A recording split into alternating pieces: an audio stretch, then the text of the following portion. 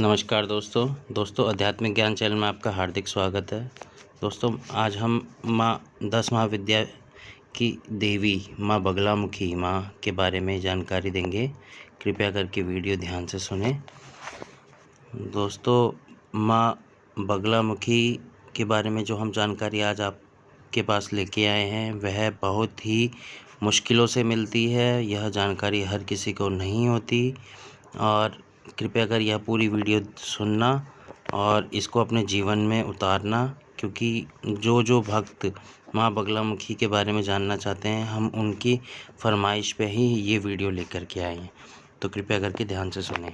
दोस्तों माँ बगलामुखी बहुत ही दयालु हैं, कृपालु हैं। माँ की कृपा जिस भक्त पे हो जाए वह भव सागर पार कर जाता है। माँ जब जिसको जैसा चाहती है उसको वैसा बना देती है। जिसके जैसे जैसे काम होते हैं उसको वैसे वैसा फल देती हैं। इसीलिए बोला जाता है दोस्तों, कर्मण्येवाधिकारस्ते।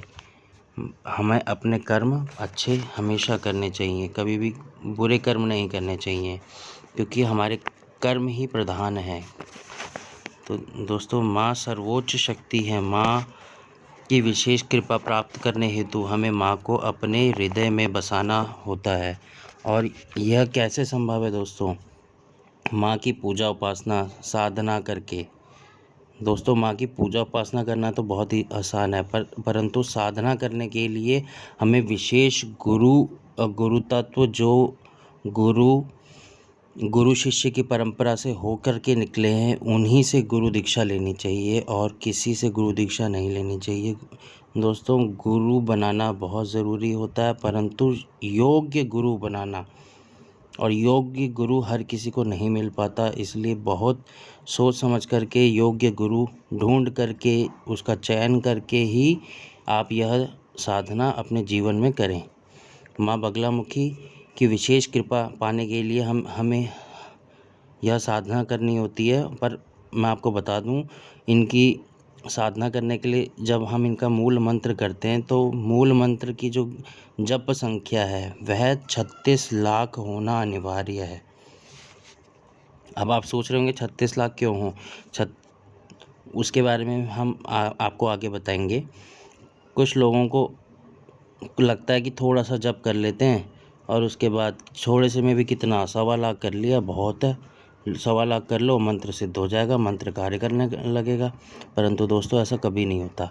मंत्र 1.25 लाख में कभी भी कार्य नहीं करता। आपको थोड़े बहुत आपके भाव के जिस प्रकार आपके भाव होते हैं माँ के प्रति उस प्रकार आपको उनका फल मिल जाता है। और फल क्या मिल जाता है? आपको अनुभव बहुत अच्छे होने लग जाएंगे, आपको माँ के गण दिखने लग जाएंगे या उनकी आवाज़ें सुनने लग जाएंगी। परंतु 1.25 लाख में होना ये थोड़ा सा मुश्किल होता है।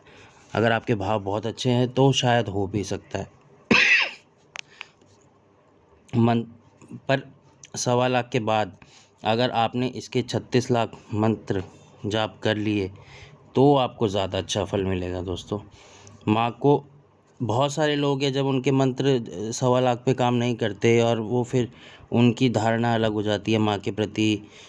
पर मुझे नहीं लगता कि माँ के प्रति ऐसी धारणा हमें रखनी चाहिए। लोग बहुत बुरा भला कहने लग जाते हैं माँ को कि हमारा ऐसा कार्य नहीं हुआ, कुछ नहीं होता इनसे, कुछ नहीं होता।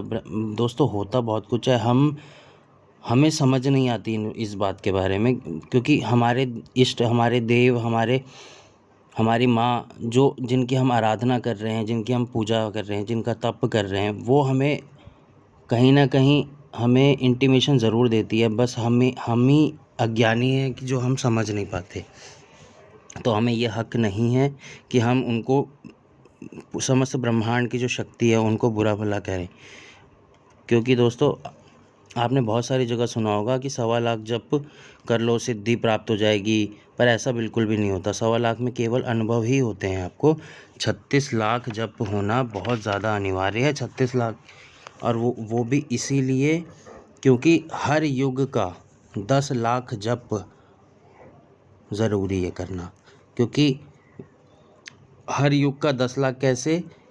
त्रेता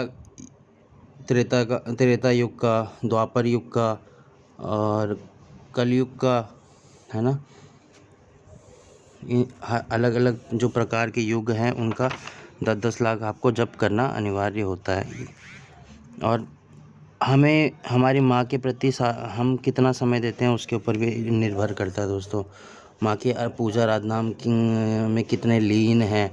और ये जो मैं आपको बात बता रहा हूँ 36 लाख वाली, ये बात बहुत ही गोपनीय है।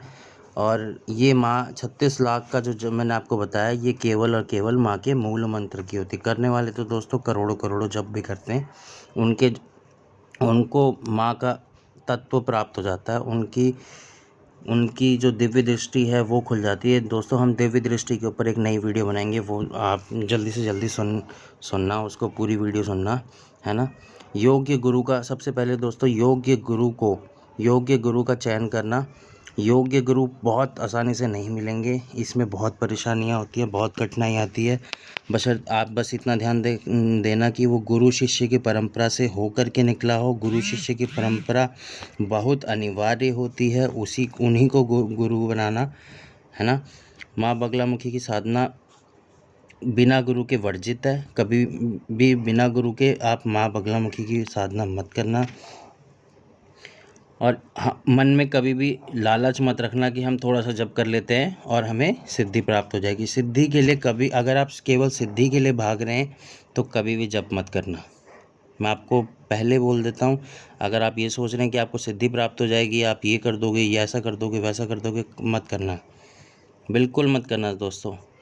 केवल माँ, ममतामयी माँ को ना अपने हृदय में बिठा करके देखना और फिर अपने घर गृहस्थी, अपने काम पे ध्यान देना। आप ये नहीं कि पूरे दिन आप जप ही कर रहे हो ना। कोई भी शक्ति आपको ये नहीं बोलती कि आप पूरे दिन भर जप करो। आप अपना काम करो और एक प्रॉपर एक समय निकालो अपने देव के लिए, वो बहुत ज़्यादा ज़रूरी है ना। माँ तक पहुँचने का मार्ग हमारे शास्त्रों में ऋषि मुनियों ने बनाया है। उनके विधिवत, उनको उसी प्रकार विधिवत करना चाहिए। जैसे गायत्री मंत्र का, जो माँ का गायत्री मंत्र है, उसका जो 4 लाख जप है वो अनिवार्य है। मूल मंत्र का मैंने आपको बता ही दिया कि मूल मंत्र का 36 लाख जप करना अनिवार्य होता है। अगर जो ये सब कर लेता है उसका दोस्तों जीवन निष्कंटक हो जाता है। साधक के जीवन से सभी दुख, दुविधा, परेशानियां हमेशा के लिए भाग जाती हैं। उनकी 7 पीढ़ी हमेशा सुख ही भोगती है। और अगर उनके ये भी ज़रूरी नहीं कि हमेशा सुख भोगे। अगर उनके कर्म अच्छे हैं तो और भी अच्छा हो सकता है, अगर उनके कर्म बुरे हैं तो वो अपने कर्मों के अनुसार भी भोग सकते हैं। तो ये ऐसा कुछ ज़रूरी नहीं होता। ममतामयी माँ बगलामुखी बहुत ही दयालु हैं दोस्तों। फिर चाहे कितना ही दुश्मन खड़ा हो, सभी लोग बोलते हैं कि माँ की आराधना नहीं करनी चाहिए, माँ की पूजा नहीं करनी चाहिए, पर ऐसा नहीं है। हम ये सोचते हैं कि माँ की पूजा आराधना करने के बाद हमें माँ हमारे ही परिवार वालों पे वो भारी पड़ जाएगी, ऐसा नहीं होता। जो दुश्मन, चाहे वो परिवार का हो चाहे परिवार के बाहर का हो, अगर कोई भी आपका शुभ चिंतक हो या आपका दोस्त हो, आपका सगा हो, संबंधी हो, अगर आपके बारे में गलत धारणा रखता है तो माँ उसको उसका परिणाम ज़रूर देगी। और उस पे आपको हम सदैव विजय दिलवाएगी। ममतामयी माँ बगलामुखी सर्वत्र ज्ञानी हैं, उनको हर चीज़ का पता है दोस्तों। माँ का वर्णन श्री बगलामुखी उपनिषद में पूर्णतः सत्य लिखा हुआ है। इनके साधक से कोई नहीं छुपता। अगर कोई शत्रु इनके बारे में गलत बोल रहा है, गलत धारणा रखता है, तो वह उस चीज़ को भोगेगा। और इसीलिए हमें कभी भी किसी भी साधक के बारे में, किसी भी गद्दी वाले के बारे में कभी भी गलत नहीं धारणा रखनी चाहिए। कभी भी हमें गलत नहीं बोलना चाहिए। जिसके जैसे कर्म होंगे उसको वैसा फल ज़रूर मिलेगा। तो हमें अपने कर्मों पे ध्यान रखना चाहिए, है ना। अगर कोई अज्ञानी है तो हम उसको समझा नहीं सकते। बस हम उसके लिए भगवान से, अपने आराध्य से, अपने माँ से यही प्रार्थना कर सकते हैं कि उसको जल्दी से जल्दी सद्बुद्धि मिले और उसको सही मार्ग मिले, है ना।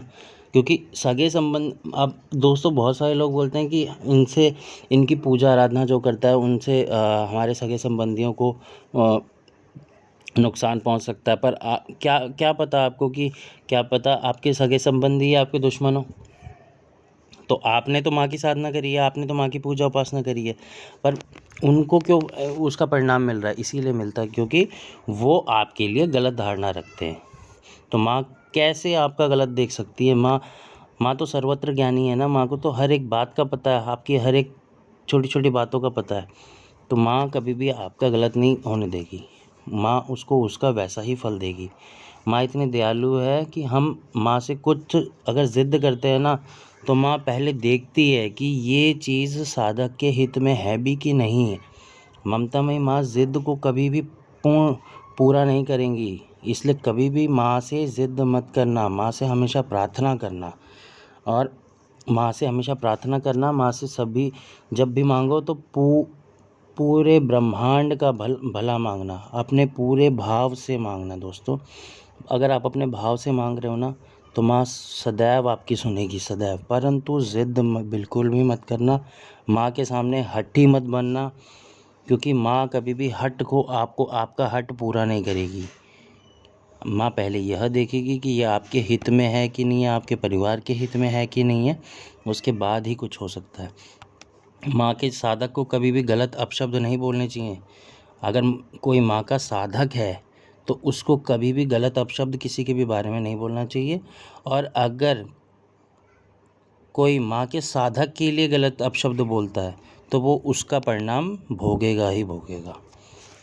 इसलिए अगर गलती से कभी भी किसी ने माँ के साधक के लिए बुरा भला कह दिया, या माँ के साधक ने कभी किसी के लिए बुरा भला बोल दिया, तो उसे माँ से क्षमा याचना मांगनी पड़ेगी, और मांगनी चाहिए भी दोस्तों, है ना। तो माँ के मंत्रों का जो प्रभाव होता है दोस्तों, आपने कभी नोट करा है कि माँ की जो साधना करता है, माँ की जो पूजा उपासना करता है, उस जब भी मंत्र जाप करेगा तो उसका जो प्रभाव होता है ना, वैसे तो ये सब 10 महाविद्याओं में होता ही है, तो ये मैं आपको बता देता हूँ। माँ का जो मंत्र उच्चारण करता है उसका जो प्रभाव होता है वो बहुत ही तीव्र होता है। इनके साधकों में ये चीज़ बहुत कॉमन है, बहुत ही कॉमन। मैंने बहुत सारे साधकों में देखी है कि ये चीज़ें बहुत ज़्यादा कॉमन होती है कि उनको हाई ब्लड प्रेशर की शिकायत होती है। तो हमने सोचा कि इसके बारे में भी आपको आज अपने वीडियो के माध्यम से ज्ञान दे दें, कि जानकारी दे दें कि किस प्रकार आप अगर किसी हमारे भाई बहन माताओं बहनों को, भाई बंधु को अगर हाई ब्लड प्रेशर की शिकायत हो रही है तो वह इसका निवारण भी कर सके, क्योंकि यह एक अच्छी चीज़ नहीं है। अगर आपकी हेल्थ ठीक होगी तो आपका सब कुछ ठीक हो जाएगा। अगर आपकी हेल्थ सही नहीं है तो आप जप तप नहीं कर पाएंगे, एक रेगुलर वे में नहीं कर पाएंगे। बहुत सारी जानकारियाँ हर किसी को नहीं होती, तो यह जानकारी हम आपके लिए लेकर के आए कि किस प्रकार से सही होता है आपको। और आपने कभी नोट किया होगा, माँ के साधकों को ज़्यादा गुस्सा आता है। उनको क्योंकि हाई ब्लड प्रेशर होगा तो गुस्सा आएगा ही आएगा। तो वो कैसे कंट्रोल करना है, मैं आपको बता देता हूँ उसका किस तरीके से आप निवारण कर सकते हैं।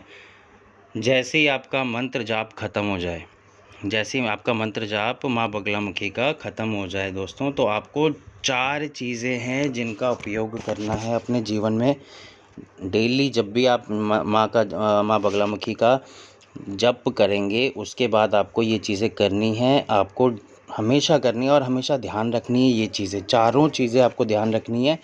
सबसे पहले दोस्तों, महामृत्युंजय का जाप। और महामृत्युंजय का जाप कितना करना है दोस्तों? महामृत्युंजय का जो जाप है वो आपको एक माला पूरे भाव के साथ शिव के समक्ष, देवादिदेव महादेव 12 ज्योतिर्लिंग में विद्यमान कैलाश के स्वामी के समक्ष बैठ के आपको महामृत्युंजय की माला करनी है दोस्तों। और अधिकांश हमारे श्रोताओं को पता होगा कि महामृत्युंजय का जाप क्या होता है, कैसे होता है। जिनको नहीं पता मैं उनके लिए बता देता हूँ।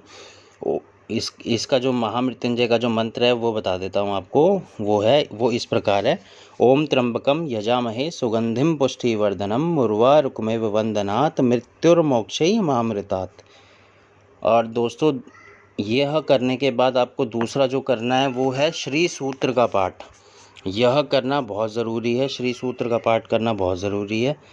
और उसके बाद आपको करना है, तीसरे नंबर पे जो आपको करना है वो है दुर्गा सप्तशती। दुर्गा सप्तशती में एक मंत्र है, वो आपको करना है, नमस्तस्यै नमस्तस्यै नमस्तस्यै नमो नमः या देवी सर्वभूतेषु शांति रूपेण संस्थिता नमस्तस्यै नमस्तस्यै नमस्तस्यै नमो नमः। दोस्तों यह पाठ आप ज़रूर करें, यह माँ को शांत करने में आपको सहायक बन रहेगा। तो जब भी आप यह पाठ करेंगे तो इससे माँ की जो मंत्रों जो आपने करे हैं उसकी जो तीव्रता आपके अंदर आ चुकी है उसको शांत करने में आपके सहायक रहेंगे, है ना। तो और आपको चौथा जो करना है, जो चौथा क्रम है आपका वो है शांति सूत्र। वो भी पूरे भाव से आप ज़रूर करें दोस्तों। शांति सूत्र भी करना है आपको। पहला था महामृत्युंजय जाप, दूसरा था श्री सूत्र का पाठ, तीसरा था दुर्गा सप्तशती, नमस्तस्यै नमस्तस्यै नमस्तस्यै नमो नमः या देवी सर्वभूतेषु शांति रूपेण संस्थिता नमस्तस्यै नमस्तस्यै नमस्तस्यै नमो नमः। इन सभी, और चौथा है दोस्तों शांति सूत्र का पाठ, वह भी पूरे भाव के साथ। ये सब क्रम अपने अपने क्रमों से करना है दोस्तों। पहला, दूसरा, तीसरा, चौथा लगा करके इस प्रकार करें और आप खुद अपने शरीर को स्वस्थ बना लेंगे। आप कुछ जब आप एक रेगुलर टाइम आप इसको देंगे, आप इस तरीके से करेंगे, इस क्रम अनुसार करेंगे, तो आप खुद देखेंगे कि आपके शरीर के अंदर एक अलग बदलाव आ रहा है। तो उसको उसी प्रकार करें दोस्तों। आशा करते हैं कि यह जानकारी आपको अच्छी लगी होगी। आगे और जानकारी के लिए हमारे चैनल के साथ जुड़े रहें। इसको ज़्यादा से ज़्यादा शेयर करें, सब्सक्राइब करें, सब्सक्राइब करवाएं, ज़्यादा से ज़्यादा शेयर करना और लाइक करें, कमेंट करें। अगर आपको किसी की भी और जानकारी 10 महाविद्याओं के बारे में या किसी भी देव के बारे में आपको जानकारी चाहिए तो ज़्यादा से ज़्यादा कमेंट करके हमें कमेंट बॉक्स में पूछ सकते हैं। हम उनके बारे में भी जानकारी देंगे और आपके कमेंट का उत्तर देंगे। धन्यवाद दोस्तों, आपका दिन मंगलमय हो। जय श्री महाकाल, हर हर महादेव।